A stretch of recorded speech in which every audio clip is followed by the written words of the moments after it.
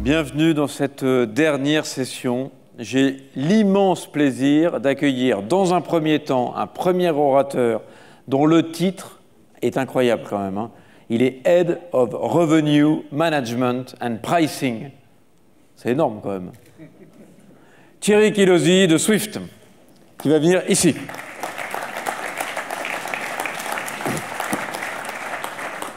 Merci.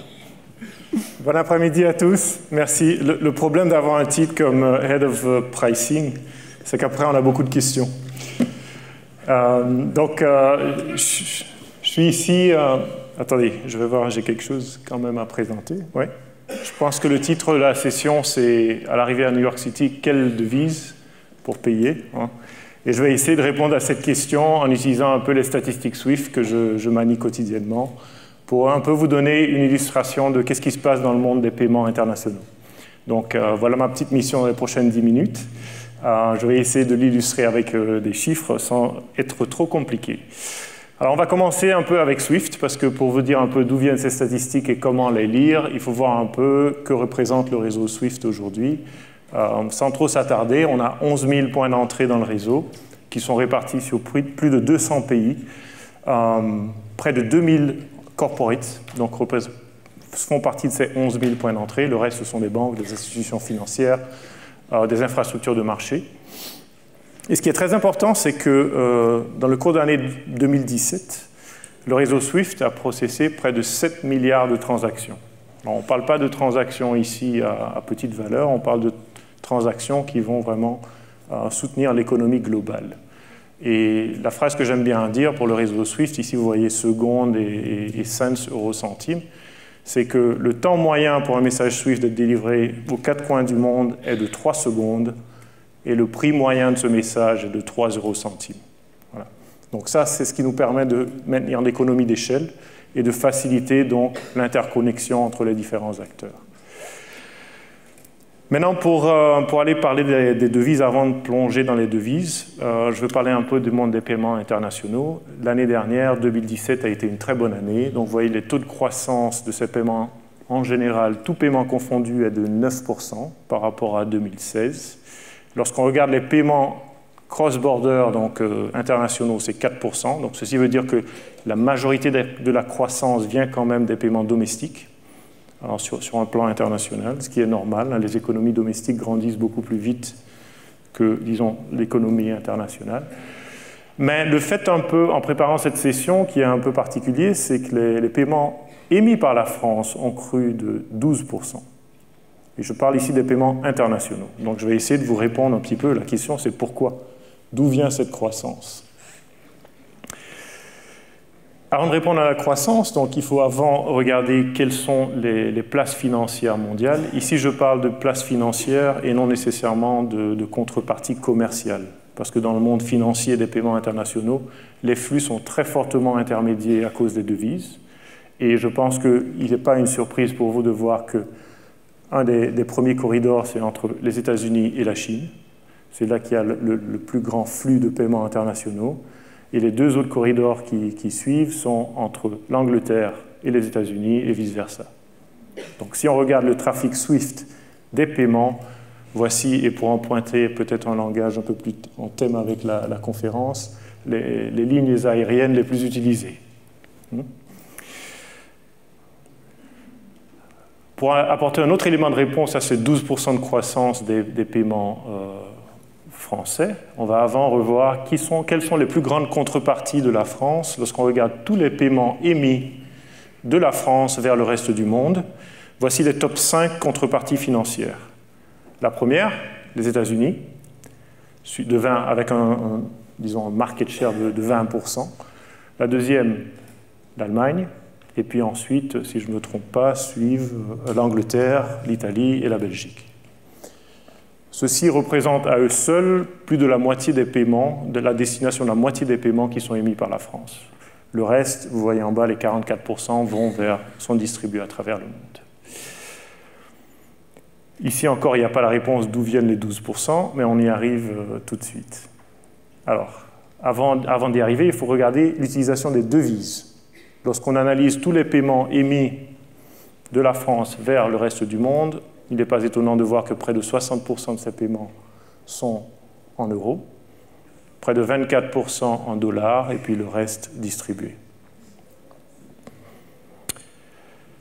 Je poursuis, et ici, c'est là que je vais m'attarder pour essayer de répondre à la question. Et je ne sais pas si, Hervé, tu avais deviné en mettant le titre de cette session avant même d'avoir vu les données, quelle devise il faut utiliser pour payer? C'est bien le US, c'est le dollar. La devise principale utilisée, et la croissance, lorsqu'on examine les taux de croissance de tous les paiements émis par la France vers l'étranger, on remarque que le dollar a cru quand même de 20% par rapport à 2016, donc une plus forte croissance, tandis que l'euro, si je devais le mettre en contraste, a cru de près de 7% en moyenne. Maintenant, je vous explique un petit peu ce que vous voyez ici. Donc, c'est tous les paiements en dollars qui sont originés de la France, qui vont vers les États-Unis. Et vous voyez que tous ces paiements-là, moins de la moitié restent aux États-Unis. Ça veut dire que ce sont vraiment des paiements qui vont... On va se mettre dans les souliers d'un corporate. On achète des services ou des produits des États-Unis. C'est seulement 45%. Le reste transite par les États-Unis parce qu'il va vers d'autres destinations. Et où se trouve la croissance la plus élevée dans ces paiements? Parce qu'on voit que quand même, je n'ai pas vu les statistiques, mais plus ou moins qui reste aux États-Unis, c'est 4% de croissance. On voit comme deuxième position la Chine et Hong Kong. Et puis ensuite, on distribue vers les autres destinations. Donc la réponse à la question principale de la croissance des paiements, c'est clairement une concentration des paiements vers la Chine dénominée en dollars. Parce que lorsqu'on étudie quand même toutes les devises utilisées, le dollar reste quand même la devise forte qui soutient un petit peu toute la croissance économique mondiale ici. D'accord ? Ici, j'ai parlé de 2017. Je veux un petit peu maintenant parler de ce qui arrive dans le futur, 2018. Et je pense que c'est un peu le thème de toute la conférence. Et j'espère un peu, je ne veux pas répéter de tout ce que vous avez déjà entendu toute la journée, mais le monde des paiements est en forte évolution pour plusieurs raisons. Et ma question, en regardant un petit peu les données, qu'est-ce qui va changer et en quoi on se prépare en 2018 et les années à venir, c'est vraiment comment mieux servir le monde des paiements à travers l'information. Majeure information, plus de transparence. Et ici, j'utilise un peu une phrase cliché qui veut dire que l'information qui accompagne le paiement a tout autant de valeur que le paiement lui-même. Et lorsqu'on se trouve dans un monde corporate, on doit gérer la liquidité à travers plusieurs places financières. Vous comprenez bien où je veux arriver. Et je veux ici donner un petit exemple de ce qui est possible de faire aujourd'hui, en 2018, qui était beaucoup moins faisable avant.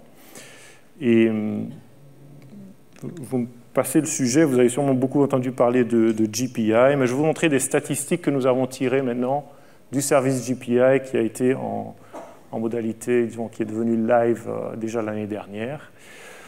Et la statistique très intéressante, c'est qu'aujourd'hui, il est possible, avec un service cross-border, ici c'est GPI, d'avoir 50%, près de 50%, c'est 46% si je ne me trompe pas, des paiements qui sont exécutés en moins de 30 minutes en cross-border. Et si on regarde l'espace de 24 heures, près de 90% des paiements vont pouvoir être crédités aux bénéficiaires en moins de 24 heures. Okay. Et lorsqu'on a examiné maintenant les 8% restants, ceux qui ne sont pas crédités en 24 heures, ici, il y a une grande diversité de raisons. Les principales, c'est ce qu'on appelle le currency control, ou la documentation qu'il faut fournir vers certaines destinations pour pouvoir effectuer le clearing d'un paiement.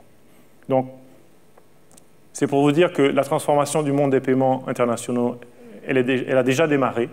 Elle n'est peut-être pas encore arrivée au monde corporate, mais elle a démarré dans l'interbancaire. Aujourd'hui, il est possible d'exécuter des paiements vraiment en des temps records par rapport à ce qu'on pensait avant. Et ce que nous sommes rendus compte chez Swift, donc nous avons créé cette grille pour essayer de déterminer quel sera le temps moyen d'exécution des paiements. Et Alain, qui était avant dans la session plénière, parlait de secondes, parce qu'en réalité, de ces 46%, il y a une grande majorité de ces paiements qui sont effectués vraiment en secondes. Donc le monde s'automatise, le monde va beaucoup plus vite. Je vais illustrer le cas aussi de la place française sur l'adoption de GPI. Donc GPI est déjà vraiment une réalité dans l'interbancaire. J'insiste encore parce qu'il faut faire tout le travail à amener cette proposition vers la clientèle corporate, parce que c'est là qu'il y aura la vraie valeur, et je pense que c'est là que les banques de la place sont occupées à travailler pour offrir ce nouveau service. Mon but n'est pas tellement de parler de GPI, mais de parler de l'importance de GPI dans un monde qui va vraiment valoriser les données. Parce qu'aujourd'hui, jusqu'à présent, je vous présente des statistiques sur les paiements, je vous présente des volumes, des flux, mais ce que vous voyez avec la slide d'avant que j'ai présentée, c'est que on va pouvoir maintenant aller beaucoup plus loin, parce que grâce à la traçabilité des paiements de bout à bout, vous vous rappelez cette chaîne France, Chine, pays de destination, maintenant on va pouvoir tracer les paiements de bout à bout, et on va pouvoir avoir un dialogue avec vous, banquiers, et vos clients corporate, un dialogue sur les service level, sur la qualité des paiements, et pas seulement sur les volumes et les transactions, mais sur le temps d'exécution, sur le pourcentage d'erreurs, où se trouvent les problèmes dans la chaîne, et donc vraiment sérieusement augmenter le niveau de service qu'une clientèle corporate et que les banques vont pouvoir délivrer à leurs propres clients. Et tout ceci grâce à un concept très simple, qui est mettre en place une traçabilité de bout à bout des paiements et mettre des règles de processing qui vont permettre de monter les niveaux de service. Voilà, et donc j'espère que dans mes prochaines interventions, Hervé, plutôt de parler de statistiques de paiement, on va aussi parler du niveau de qualité, du niveau de service sur les paiements. Voilà, c'était tout, c'était un petit panorama international. Et voilà, je te cède la place. Merci beaucoup Thierry. C'est quelques chiffres très intéressants. Ce qui nous a importé, effectivement, c'était de montrer à quel point, en fait, avec GPI, on savait maintenant à quelle vitesse les paiements allaient. Et donc, ça vous permet à vous trésoriers de dire à vos banques, eh ben c'est bien, maintenant les paiements peuvent aller vite. On va donc faire en sorte que ça aille encore plus vite grâce, en fait, finalement, simplement au tracking. Parce que vous, Swift, vous ne faites que traquer. Bah oui. Et donc, c'est les banques qui vont plus vite. Et c'est ça qui est bien. C'est qu'à chaque fois que vous mettez en place un tracking, les banques se disent « Oula, tout le monde va savoir que je ne vais pas assez vite. Et donc, je vais aller plus vite. » Continuez à mettre des trackers. Merci.